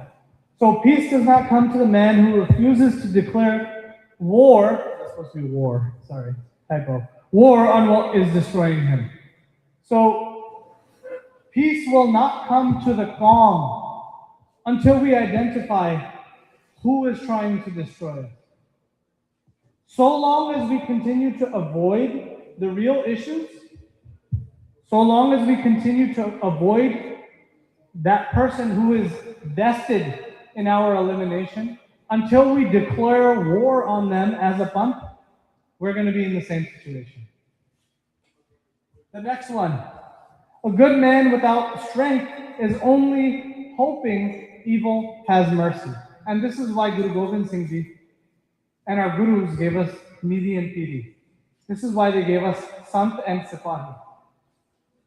Is because Sikhs should not live in the constant state that koi hor aake sade te tars khaoga. We are in and of ourselves as one savala. We ourselves are an army. So that is how we view that. That third quote does have a few different interpretations.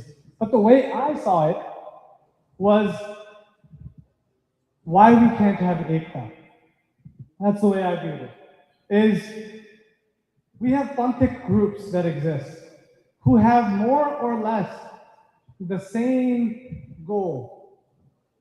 But since that other party doesn't align exactly with the way that they believe, they are actually interested in that other party being brought down. They're actually saying, koi hor aake inna nu roke. ਭਾਵੇਂ ਉਹਨਾਂ ਦੀ ਵੀ ਮੰਜ਼ਿਲ ਖਾਲਿਸਤਾਨ ਆ ਜਾਂ ਉਹਨਾਂ ਦੀ ਵੀ ਜਿਹੜੀ outcome ਆ ਪੰਜਾਬ ਦੇ ਭਲੇ ਵਾਸਤੇ ਆ ਪਰ ਉਹ ਸਾਡੇ ਦੱਸੇ ਹੋਏ ਮਾਰਗ ਤੇ ਨਹੀਂ ਚੱਲ ਰਹੇ. So we want a master who will whip them and eliminate them. So that to me was about Ekta. And the final one is a message to us. The only effective solution against evil and violent people is good people more skilled in violence. When our Singhs went to war, it was brutal. It was vicious. They would cut off the head of the enemy and they would step on the body of the person that they just killed to go to the next person. This is the mentality of a Sikh. ਜਦੋਂ ਭਲੇ ਦੀ ਗੱਲ ਹੁੰਦੀ ਆ, there was a bird who would continuously come and would try to peck at the food that Guru Hargobind Ji was eating. And the Singhs shooed that bird away and in the process hurt its wing. And that bird was unable to fly. So Guru Hargobind Ji said, bring that bird back to me. And he repaired its wings and nursed it so it came back to full strength. This is the compassion of our gurus and our Sikhs. But then, when Guru Hargobind Ji went to battle, he was brutal. He was unapologetic, a military mastermind. And this is how we need to think as Sikhs as well. Is that there is not just Deg, there is Deg and Teg. There is Sant and Sipahi. These concepts coexist. So, that's what that final quote meant to me. That was the end of my part of the presentation. I don't think there's any Q&A. I'm sure everyone in the room has a different set of knowledge and some know more or less, so I don't think there's a Q&A. If we'd like, we can have a discussion. But other than that, ਅਸੀਂ ਫਤਿਹ ਬੁਲਾਉਂਦੇ ਹਾਂ ਕੋ ਚੁੱਪ ਦੀ ਖਿਮਾ ਵਾਹਿਗੁਰੂ ਜੀ ਕਾ ਖਾਲਸਾ ਵਾਹਿਗੁਰੂ ਜੀ ਕੀ ਖਾਲਿਸਤਾਨ ਖਾਲਿਸਤਾਨ राज करेगा पंथ की ਝੂਲ ਤੇ ਨਿਸ਼ਾਨ ਰਹਿਣ ਝੂਲ ਤੇ ਨਿਸ਼ਾਨ ਰਹਿਣ ਖਾਲਿਸਤਾਨ ਖਾਲਿਸਤਾਨ ਵਾਹਿਗੁਰੂ ਜੀ ਕਾ ਵਾਹਿਗੁਰੂ ਜੀ ਕੀ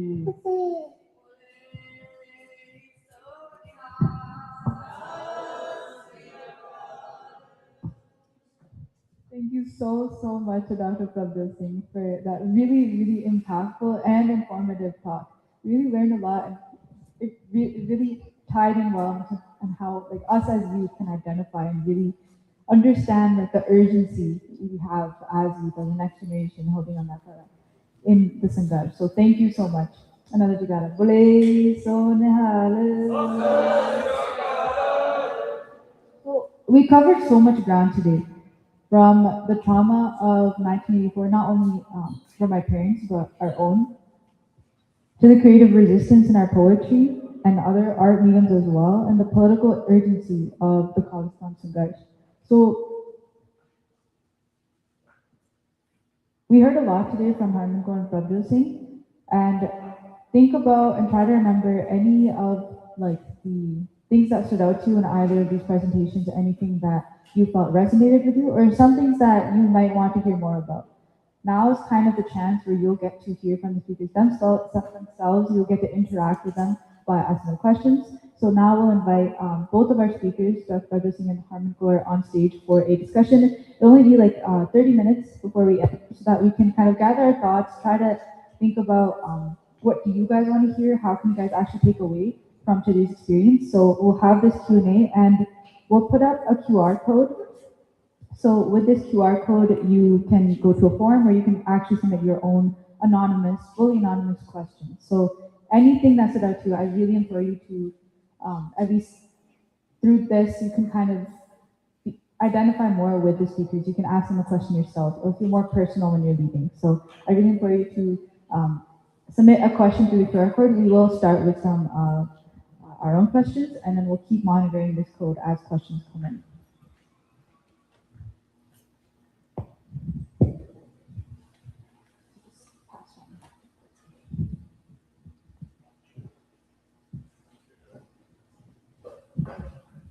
So first question is for Dr. Prabhdev Singh.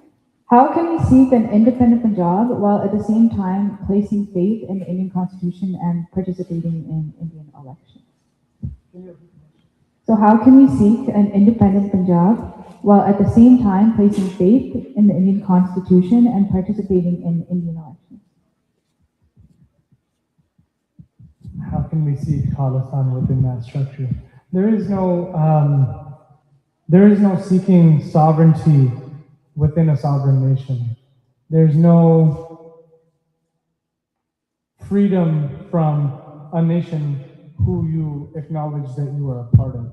And that's why in my presentation, one of the main parts was, how do you identify? Is if you identify as Indian, then you should exist within the Indian structure. ਫਿਰ ਤਾਂ ਤੁਸੀਂ ਆਦਤ ਪਾ ਲਓ ਕਿ ਹਰੇਕ 2-3 ਸਾਲ ਸਾਨੂੰ ਇਹਨਾਂ ਨੇ ਹੜ੍ਹ ਲਿਆਉਣੇ ਆ, ਜਾਂ ਸਾਡੇ ਬੰਦੇ ਮਾਰੇ ਜਾਣੇ ਆ, ਜਾਂ ਸਾਡੀ ਨਸਲ ਖੁਸ਼ੀ ਹੋਣੀ ਆ, ਜਾਂ ਤਾਂ ਤੁਸੀਂ ਇਹ ਆਦਤ ਪਾ ਲਓ ਕਿ ਸਾਡੇ ਨਾਲ ਹੁਣ ਆਇਆ and I'm okay with it. Or you can say, I'm going to do something about it, even if it means my life.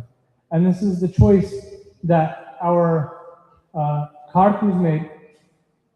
They boycotted Indian elections because there was no belief in them. And since then, the state has made it an active position to continue to make Punjab poorer, to have foreign interests come into Punjab and take land. And so the people have slowly diverted their attention from it. However, the part of the Panth that understands the importance of sovereignty has never acknowledged Indian occupation. I continue to say that we are from Punjab. And so when someone asks you, are you Indian, or what are you, I can say I'm Punjabi, but I will never say that I'm Indian. And that is a part of how you identify and the language that you want your kids to carry forward. Because if you want to participate in the erasure, then you accept the occupation. If you are not a willing participant in that erasure, then you have to distance yourself from it. This is for Harman Kaur. Many Sikh writers and scholars argue that Sikh history, literature, and poetry lose much of their depth, nuance, and essence when translated into English. To what extent do you agree with this view, and how can translations better preserve the original spirit and meaning of Sikh texts?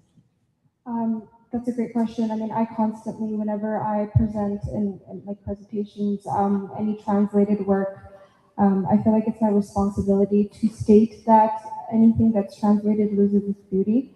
I mean, I don't do work in linguistics. I'm sure there is a way to preserve the beauty, but I mean, the biggest example I have is like translations of Bani. I know that there's a lot of Sikh organizations that are working on making these translations more accurate, because translation in itself is very political. The original, when I was growing up, I grew up on Sikhi to the Max. I mean, Sikhi to the Max is doing much better now, but this was in the early 2000s. All the translations of like Hara and Guru, they also be like Lord God, very Christian, and you know, like Christian influenced translations. And the roots of this go back to colonization, when the Brits found Gurbani and they wanted to kind of water it down. And so, yeah, so translation is very, very political. Me, myself as a writer, I'm very fluent in Punjabi, but there's a difference between being fluent as a speaker and poetically fluent. English is my poetically fluent language. I hope to hone in that skill and be poetically fluent in Punjabi one day. And I know there's a lot of people sitting here today that I saw writing in Punjabi, so I'd really encourage you to continue writing in Punjabi for that reason. Thank you. This is for Dr. Purchasing. In your opinion, with the line of the Morcha towards Khalistan shifting in recent years from armed Sangharsh to more legal actions, do you think that armed Seva will still play a massive role in the upcoming years? I believe so. So real quick, the question is there an armed resistance potentially in the future? And I think to discount the possibility of that would be naive of us. If you even look at today's current situation, the only reason that Iran is even at the negotiating table is because of their military power. If Iran had no military power, the US would not negotiate with it, Israel would not negotiate with it. Iran would simply be trampled over. And for us to say that an armed resistance, Aj Sama Ho Reha, I mean, we hear these terms thrown around. Te hon tusi apne kalam na likho, te koi bandook di koi lod nahi hai. Is Sikh de liye dono ikkathiyan chaltiyan. There's no time for this, there's no time for that. Ye ta tusi tay karna, ye kehda sama hai. And so an armed resistance or a Khartu Sangharsh could be right around the corner.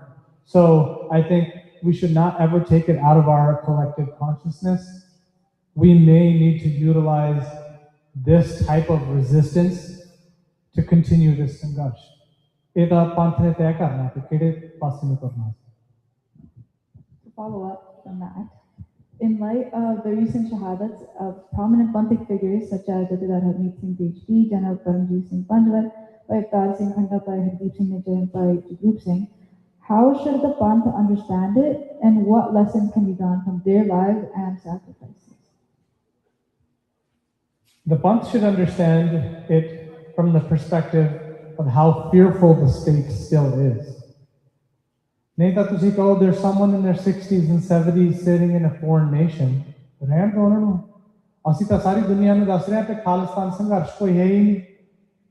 But the fact that they still have to go out and politically assassinate these people means that there's a very real fear still embedded within the Indian state.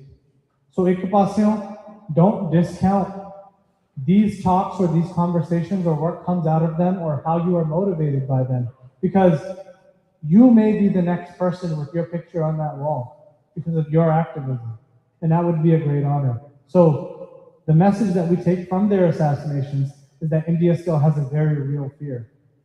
They still have an entire segment, an entire budget set on how do we continue to pull the Khalistan movement down? Because it has done nothing but continue to move forward. And I just wanted to add to that, what I've learned from these assassinations is that we in the West seem to think that we're safe. You know, it's all happening in Punjab, they're killing people in Punjab, but then it's actually come to our doorstep. So to have this idea of, oh, this is my home and I'm safe here, it goes back to that idea of Sikhs don't have a home. And whether you're in Punjab or you're in Canada, you're at risk. And all it's going to take is a few trade deals for the government to completely gloss over what happened here, which is what Canada did. They stood in Parliament, the Prime Minister stood in Parliament and said, the Indian government and its agents are responsible for the assassination of a Canadian on Canadian soil. And the next Prime Minister comes in, they prioritize trade deals, and all this stuff is brushed to the wayside. And these are all the ramifications of having no home. So there's two questions that came in from the QR code for Harman Kaur. I'll tie them in since they are, I think they're tying well together. So you said in your speech, you can advocate for Khalistan artistically and not be so direct. Mm-hmm. In what ways is it better to advocate indirectly through art, poetry, music, etc., versus direct political speeches, logical arguments, or protests? And then the other question was, what is the importance of art, such as poetry, in this environment? Okay, I'm just trying to process it. Okay, I think when I was talking about direct and indirect, I don't think it had anything to do with activism as more as it did with art. I think, and that is just based off of like seeing the art that is coming out of the Sikh community. I don't get me wrong, I don't think that there is a need for Sikhs to explain our pain or our struggle to whiteness. But that being said, we do exist within a space of whiteness, and I think that there's like kind of like an artistic way of saying things. Like, I don't know if I'm articulating myself really well. I'm not 100% sure where I was trying to take that when I was mentioning it. I think it was more of like an artistic, in like when in writing classes, especially like when you're writing narratives, you're told not to tell but to show through like metaphors and similes and descriptive writing. I think that's more of what I meant about not being direct. It's just kind of trying to like hone your craft. And what was the second part of that? Was what's the importance of art such as poetry in this environment? I mean, just through my presentation, I mean, art and poetry was being created, you know, in the middle of a very active and violent Sangharsh. And I mean, I believe the Sangharsh is still ongoing right now.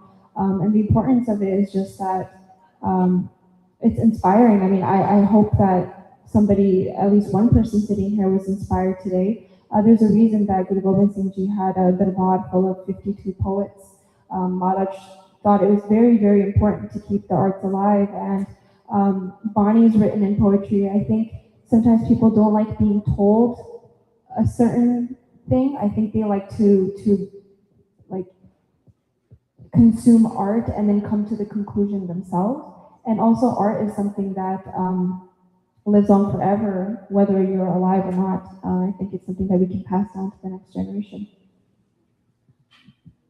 That's good, thank you. So next was, there are a couple questions. They're pretty similar, so I'll put them all into one for Dr. Focusing. So it's on the topic of social media platforms and doing seva on there.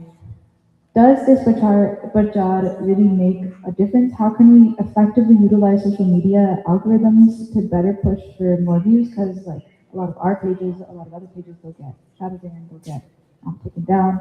So it's really hard to work back and forth with that. So what are ways that you can see using social media as a more effective tool for activism? Yeah, I think within the collective fund, there are very unique skill sets, and it really depends on where you want to dedicate your energy to. And so I think there are very, very talented folks all across the Sangat that can do different things. So creativity-wise, for example, there are people that can make edits that are very, very powerful and are appealing as well. And not everyone has that talent. So you can either use that to monetize for a different cause, so you can enrich yourselves, or you can take a portion of that and do it for the fund. If you're a lawyer, you can choose to advocate for the fund. If you are a businessman, you can choose to donate to the fund. No matter your profession, no matter your skill set, there is a contribution to be made. And it is going to be your personal responsibility. We have the concept of this fund in Sikhi. And I think that goes beyond monetary as well. That needs to be a portion of your consciousness. A portion of your consciousness should always be on the fund.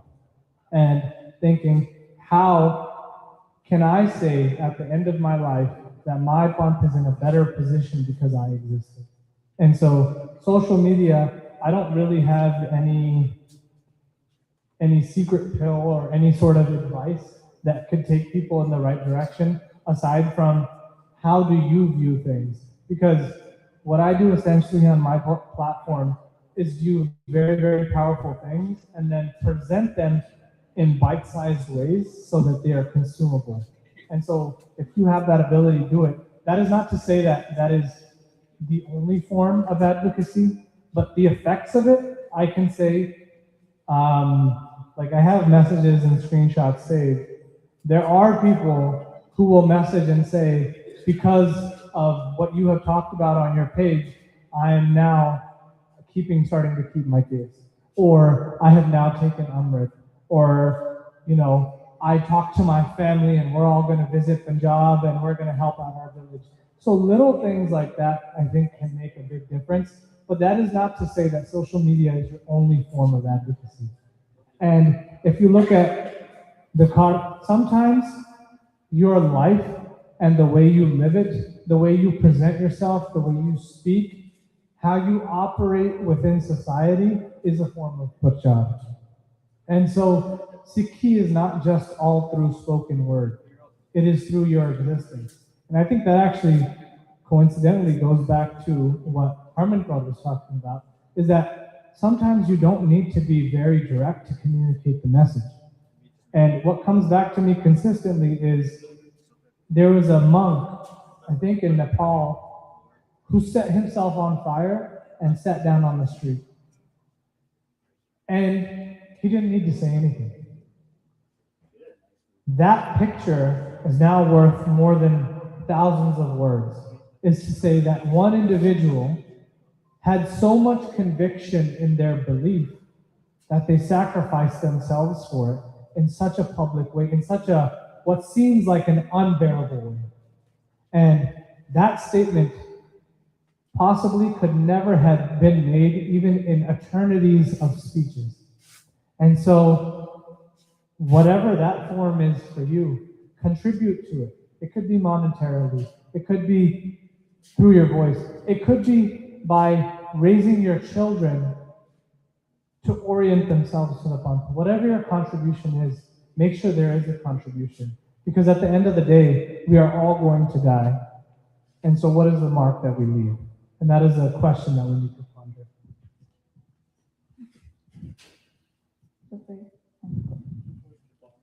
Can you share the inspiration behind your decision to become a writer and a poet? In particular, how have Sikh Shaheeds and the Sikh Sangharsh shaped your perspective and motivated you? I would be a lie to say that initially it was motivated by actually anything to do with the Sangharsh. From a very young age, it was actually my father. From Punjab, he had a master's in English and he was a professor. And then when he immigrated to Canada in the 90s, he actually was told that he would have to upgrade his education before he could take on a role like that again. And of course, the immigrant struggle, I feel like all of us know, our parents mostly were immigrants. He actually had to give up that dream, and he actually started driving a truck, and he still drives a truck to this day. So when I was growing up, I knew about this, and he always used to get so excited when he would see me reading books that he read. And He really encouraged it. I think that there's nothing more motivating than a parent's genuine support.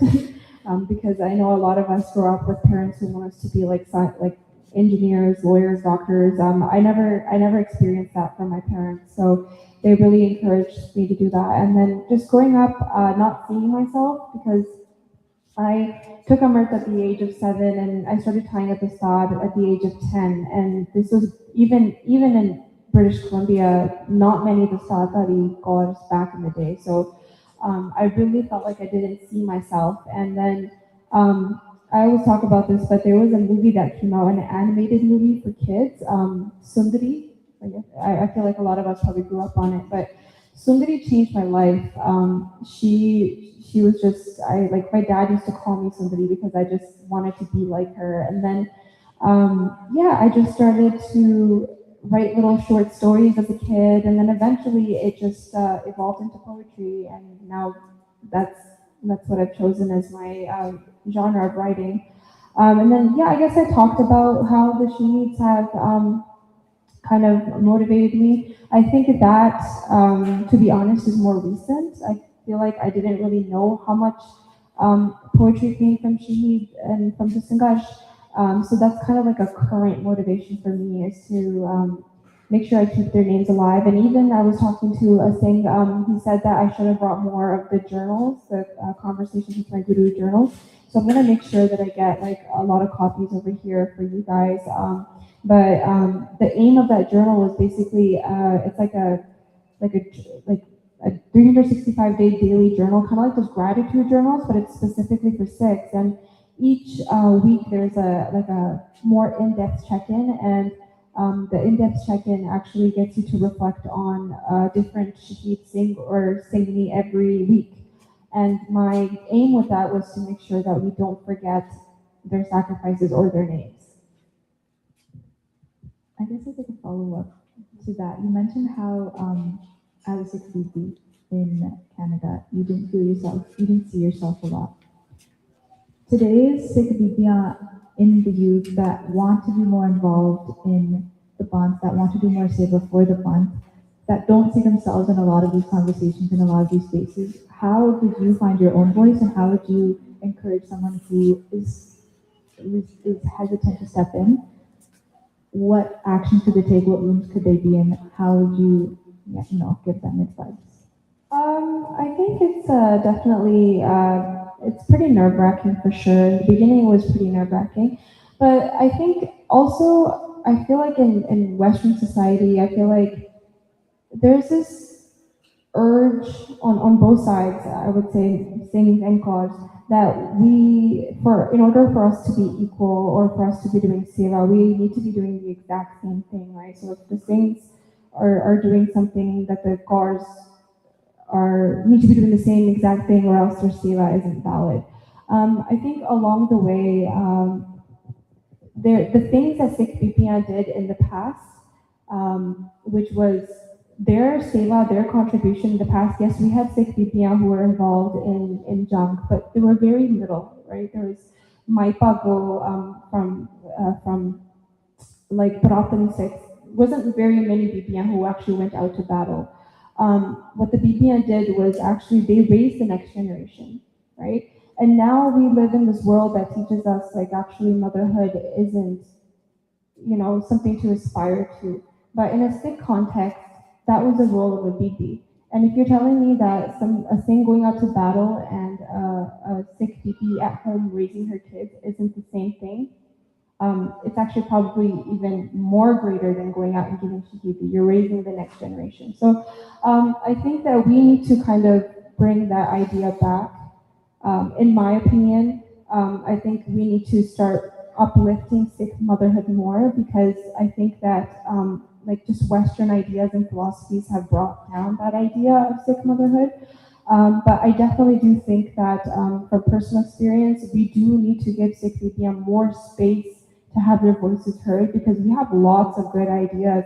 And I feel like sometimes we just sit in the back and we just watch like Singhs arguing with each other, and we have the ideas and we have good ideas, but nobody wants to hear them. And I think I want to place some burden of responsibility on the Singh sitting in the crowd as well. I want to shout out Abhijit Singh, who came up to me after my presentation, and he said, Benji, that was a great presentation, but you didn't mention any BPA writers. And he gave me a couple, and I'm gonna search them up and make sure that I start to include their writing in my presentation. So it's a two-way thing. BPA need to gain some courage, but the Singhs need to start creating space and safe spaces for the BPA. Switching over. So, Brother Singh, you referenced figures such as Che Guevara, in your presentation. What lessons can Sikhs draw from other freedom fighters and liberation movements throughout history while remaining grounded in Gurmat and the Sikh way of Sangharsh? Well, the idea that homeland or death, for example, the video that I showed, and many revolutionaries have had that same thought. I think that is, coincidentally or not, aligning with Sikh principles. Because Sikh principles are, we do not compromise. For example, during the Anandpur Sahib resolution, the Gandhis were ready to negotiate with Indira Gandhi. They were ready to say, all right, we'll give up this so we can get that. But Sant Ji brought it back and said, Jata pura pura Anandpur mata pass hoga, ja sir lakenge. And so this is the mentality of a Sikh, is that there is no compromise. There is no 70% of justice. There is no partial truth. There is only full justice, or the entire truth. So revolutionaries around the world, and I have to say, the sheer amount that Sikhs have laid their lives down for a cause, it's astounding. Because we can name people from the Cuban struggle or Argentinian struggle or European struggles where there are figures. Nelson Mandela spent so much time in jail. But how many Nelson Mandelas do we have? How many Che Guevaras do we have? How many Malcolm X's do we have? I mean, you can name those, but we don't even have space in our langar halls to put up all pictures of the people who have sacrificed their lives for the truth and for Sikhi. So we can draw parallels to these other movements, but our essence remains and our motivation remains from Gurbani. And from Gurbani, we happen to get the same message that they lived by. But I think the source of our inspiration, our Gurbani, our history, is more than enough. And I want to make a real quick point about motherhood, is that Maharaja Ranjit Singh's either grandfather or dad had died in battle. And so their mother, Maharaja Ranjit Singh's, and I could be misquoting slightly here and there, but she said that your grandfather died in battle. Your father, so her husband, just died in battle. Now you are going to die in battle. And that was the Sikhya, that was the Gurti that she gave for next generation. Is that I don't have any aspirations to preserve you. And there is love as a mother, but there is no attachment as a Sikh. So I've lost everything. All of the main people in my life have been sacrificed for the pump. And now all I have left to give is my son. And now you are going to go die for the pump. And that is every bit as revolutionary as physically going out and dying in battle.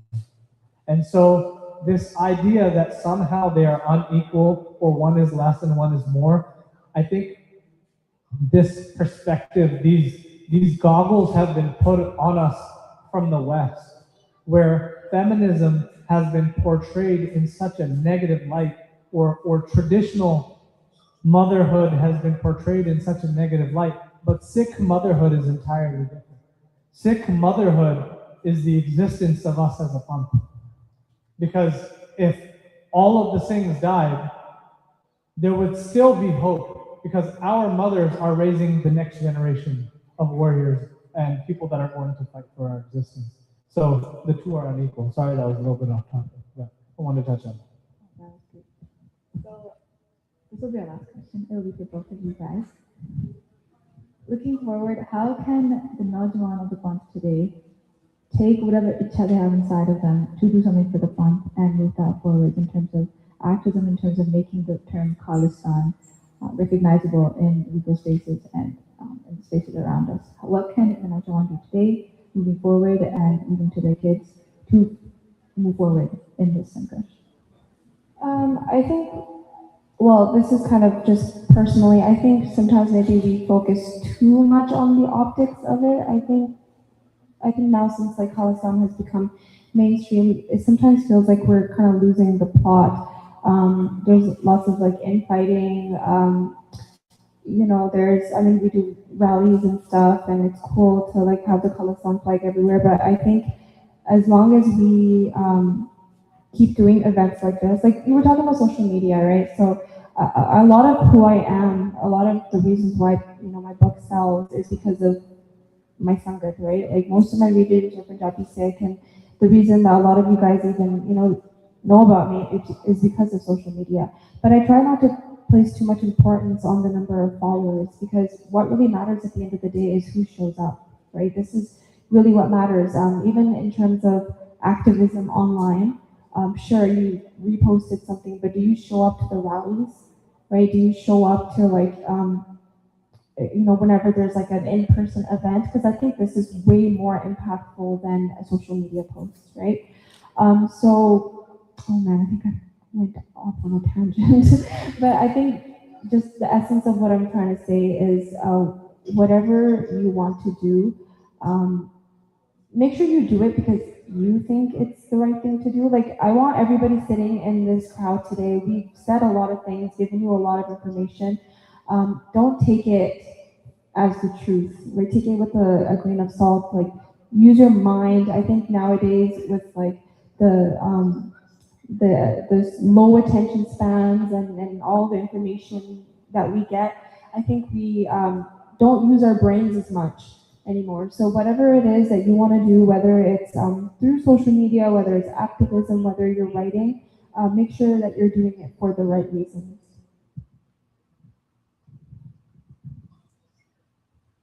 To take adding on to that, I didn't realize how big of a difference having kids made, not only in your own convictions, but potentially in the future as well. So A, I think, is to understand what you believe in. And B, I think, is as you are raising the next generation, they're going to take from your example. And so I'm gonna pull out a video. I'm just gonna play the audio of it, if that's okay. It's of Jugraj Singh Tufan, and he's 19 years old. And I want you to think about the people around you, and I want you to think, how many 19-year-olds in my life or in the West could say something like this with such clarity and such conviction? I want you to just listen to what he says.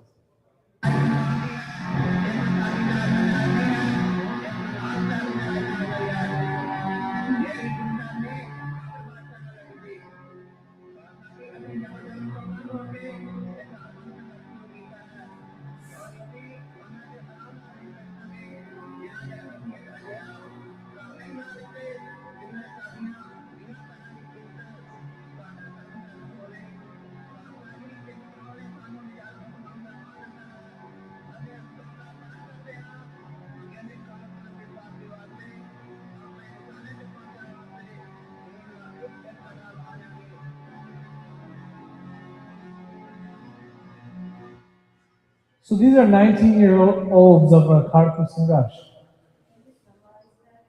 It was not clear? Okay.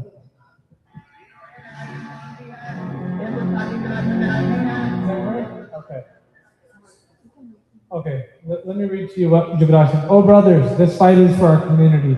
We did not start this fight. It began with Guru Nanak Dev Ji. one that he fought with Babur.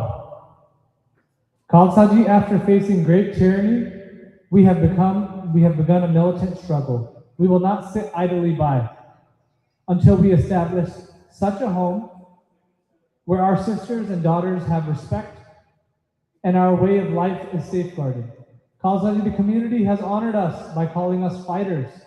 We have made the commitment to them that we, for the attainment of Khalistan and to fulfill our mission, will shed every drop of blood. And so this is a 19-year-old of our Kharku Sangash. And think about the 19-year-olds that we raise here in the West, that we are raising. Fresh out of high school, no idea what they want to do in life, just wandering around aimlessly. This is what the West produces. And we have the Sikhya from our Gurbani and our Gurus to raise this. And so every aspect of our thought is contaminated, for lack of a better word, by how the West views us and our struggle. And so we need to really take the example of our Gurus and our history, especially our history and our Shaheeds. We can't say because of age, they don't have the wisdom, because we had Gurus under the age of 10. We can't say we're not old enough for this fight, because we have had teenagers in the Kharku Sangash.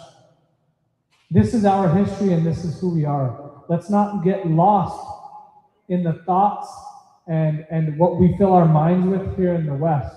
We need to continue to carve a path forward. And so I don't know if I answered your question at all, but I do want to make the point that the West is changing our identity, and remaining in Punjab to this day is also going to be changing our identity. What we need to do is lean on our Gurus, our Gurbani, and our history so we can establish a clear path forward. And perhaps, Asita nahi marna, maybe our kids or their kids can experience the glow of freedom that we continue to fight for.